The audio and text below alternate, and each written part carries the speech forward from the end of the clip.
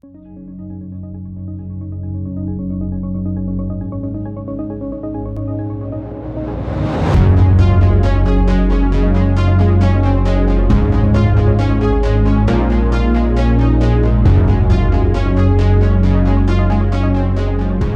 to this beginner's lesson on Qigong.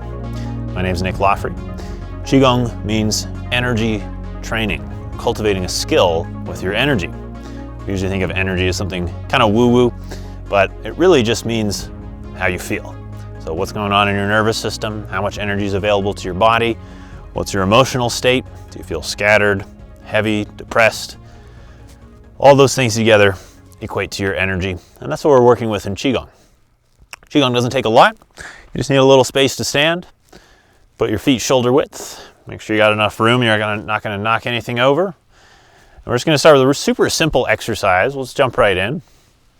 This is called knocking on the door of life. So if you're sitting down watching this video, stand yourself up.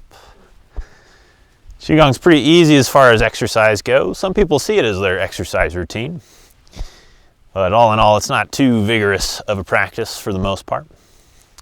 Well, Qigong's a big umbrella. It's got a lot of stuff under there. A lot of stuff looks more like martial arts training. It's pretty intense. A lot of it more gentle. Looks a bit more like, slow motion dance of Tai Chi. There's all kinds of things in the middle. So this one's called knocking on the door of life. Door of life's your low back. We sort of call it that because this is where people tend to get a lot of pain and tension. And when we open that up, when we free ourselves of that tension and pain, we just generally have more energy. When our back's feeling good, when our blood's flowing through the muscles properly, when information and fluids are going up and down the spine, we just feel better. So we're also wringing the spine out here. You'll notice I'm doing a little twist. We can add to that twist, just look over your shoulder, look behind yourself, just wringing out the spine a little bit here. There's a saying in Qigong, the hinges of an active door never rust. So we think of all the hinges in the body as the joints, like the ones between the spine. And we just want to make sure we're moving all those hinges in every direction. Well, otherwise, over time, we don't use our full range of motion. We start to lose it. So we cultivate mobility and flexibility in Qigong, as well as woo-woo stuff with our energy. All right, relax this one to the center. Very nice.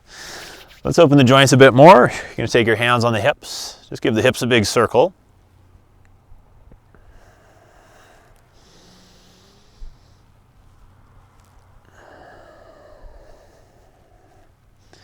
And then you're going to circle the other direction.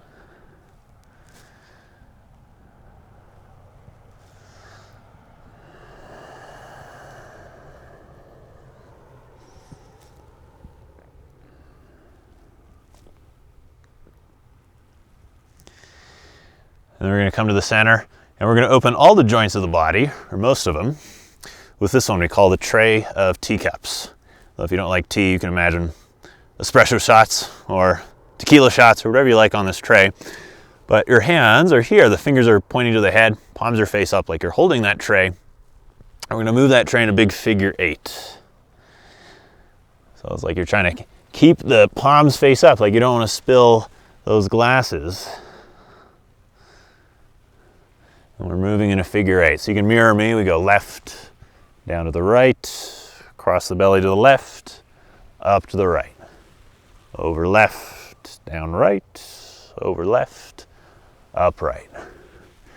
So as the arms do a figure 8, you notice my hips are still doing that circle. So I'm getting a nice joint opening through the whole body. Also a good one for coordination.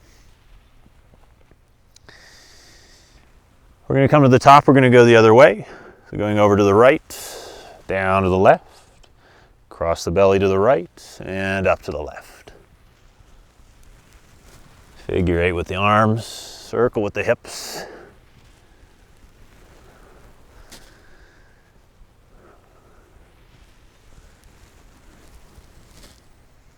So you can think of Qigong generally as an adjunct to other forms of exercise. Qigong is very good for recovery. If you do weight training, you're getting your body pretty tight. Qigong is a good way to loosen things back up as you get stronger. Same with really any kind of athletic or sports training. As we strengthen the body tightens up. So you always want to have some kind of yin to balance the yang. Let's bring it around, bring the hands down, relax. Very good. All right, we're going to find a nice simple stretch for the lower body. You're going to take your legs wide, toes pointing forward. We're going to hold one hand with the other, reach up. We're going to hinge forward. We call this one elephant swinging trunk. So here we tuck the tailbone under, roll our way up, reach up, and then fold forward, just hinging from the hips as we come down. So you should find a little stretch in the hamstrings at the bottom. And then we articulate through the spine to open the spine. I'll show you from the side. You're reaching straight up, hinge from the hips, come down, stretch the hamstrings. Then bend the spine, bend the knees, roll up. Getting nice and open through the spine. So we have two parts, straight stretch, and then round articulating. You can combine your breath with this, just a couple more. Exhale down, inhale up.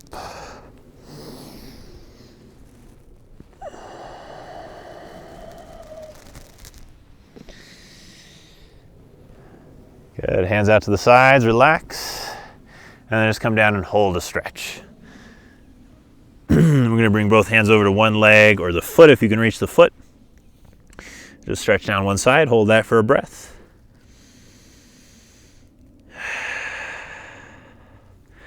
And over to the other side. Hold down one leg, deep breath.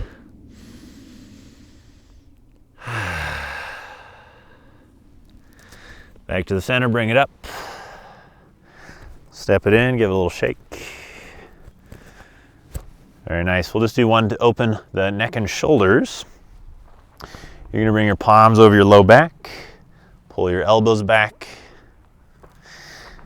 Lift the top of your head. And take your head over to one side. Take it all the way over until you get a stretch between the neck and shoulder. And then you're just going to give the head a slow nod here. This one really good for neck pain. A lot of people sleeping on a pillow, the neck gets out of whack, freezes up. This is a really good one for that. Let's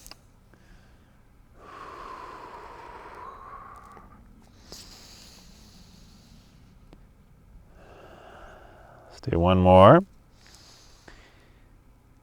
And take your chin to the chest, find your way to the other side. Head over to the side. Take an inhale as you go back. Exhale forward. It's just like we're saying yes over the shoulder. And it just kind of moves the stretch a little more to the front and a little more to the back of the neck.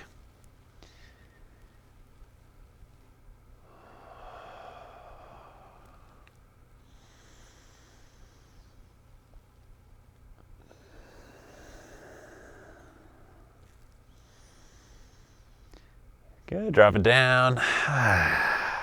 Shake it out. Very nice. Next exercise, we're just going to shake. So you're going to bounce. All the effort's coming from the lower legs. Try to relax your upper body. Let your shoulders bounce up and down. Let your head bounce. So again, we're just taking advantage of what the body will naturally do. So when you wake up in the morning, the body's stiff. Your body just wants to reach for a stretch. When we overcome some serious stress or anxiety, the body will often kind of shake as a way to dispel that from the nervous system. And so we're just doing these things instead of waiting for them to happen. We're just doing them. Another one the body does is sigh as a way of releasing stress. So super easy, you just let the breath out the mouth. You take an inhale through the nose. Open your mouth. In through the nose. Big sigh out the mouth. Let's do one more. Really shake the body, loosen up.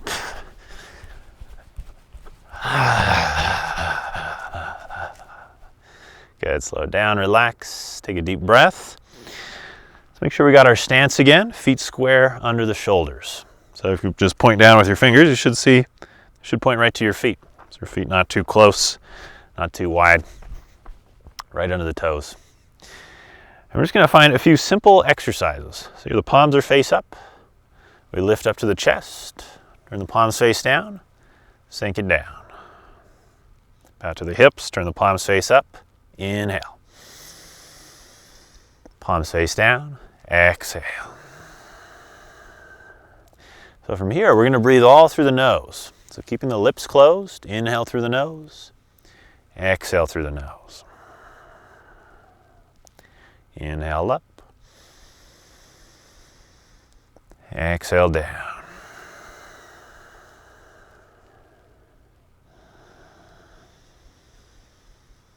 So combining a slow breath with a slow movement. What does that tell the nervous system? It tells us there's nothing that we're running away from. There's no one we're trying to fight. We're not trying to freeze and hide. And so the fight, flight, or freeze system starts to turn off. We wind up in the rest, digest, heal side of the nervous system. Inhaling up. Exhaling down, long and slow. If it's too slow for you, you can go a little faster than me. But remember, the slowness is the point. So if it feels just uncomfortable, then try just sitting with that discomfort for a while.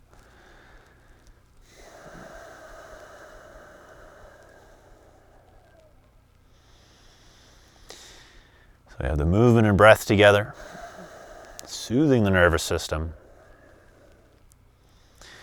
making us like the eye of the hurricane. We can become calm within, even if our life is still chaotic. Just think about what a powerful person you would become if you could be more calm in the face of all the various challenges that come up in your life. Can you think of a few examples where being able to keep your cool, stay calm, not get angry, not get anxious, not be depressed, but be this calm, centered eye in the center of the storm? Think of any examples in your life where that would give you more power in your life, that would improve your relationships, your work, your performance, or just your enjoyment of life.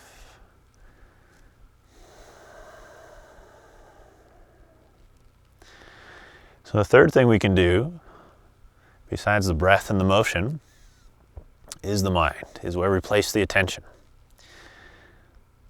So just see if you can let the attention soak into your body like water into a sponge. Like your body was the sponge, your attention's the water, and your attention just starts to let go of some of the stuff we're normally thinking about,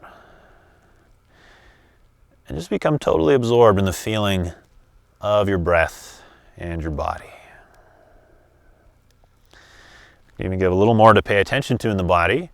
But instead of just moving the hands, you might notice I'm sinking a little lower. My knees bend slightly, hips sink down, and then I stand a little taller.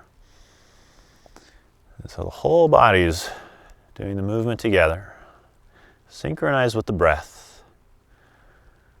And the mind is soaking into the body like snow melting on a mountainside, soaking into the earth.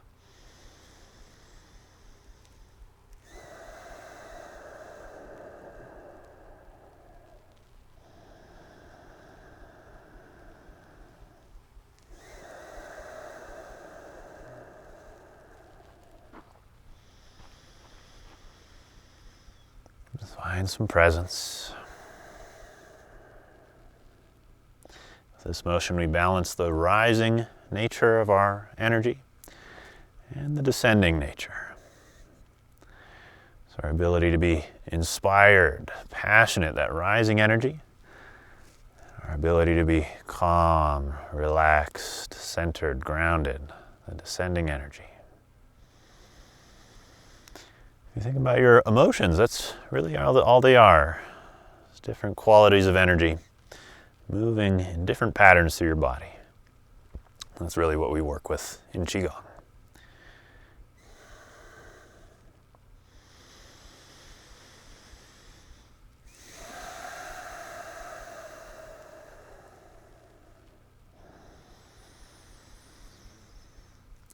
Gonna bring it down, palms face up, under your belly, so a little below your navel.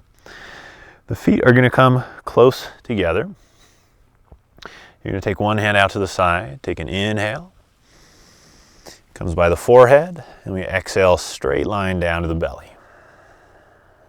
Palm face up, inhale, circle, other hand. To the forehead, exhale, straight line down to the belly.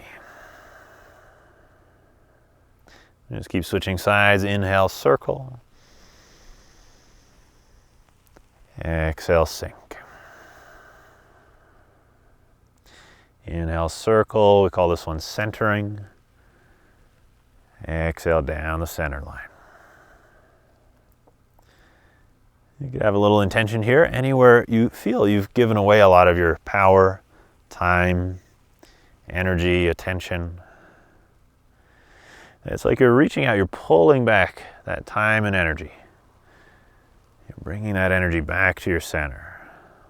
So any bad habits or people you've overinvested in, media, social media, it's all the places we waste our time, energy, and attention. It's like we're pulling that back to ourselves, back to our center. Where from this place of centeredness, we can make wiser decisions about what to do with our energy.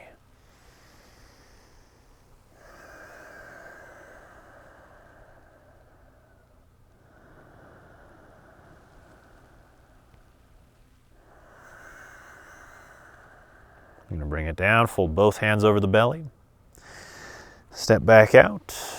We'll just do a few circles around the belly.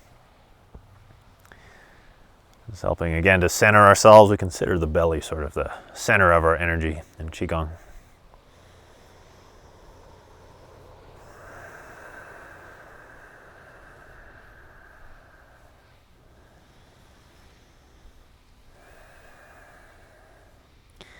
Pause, take a deep breath in, and release a big sigh.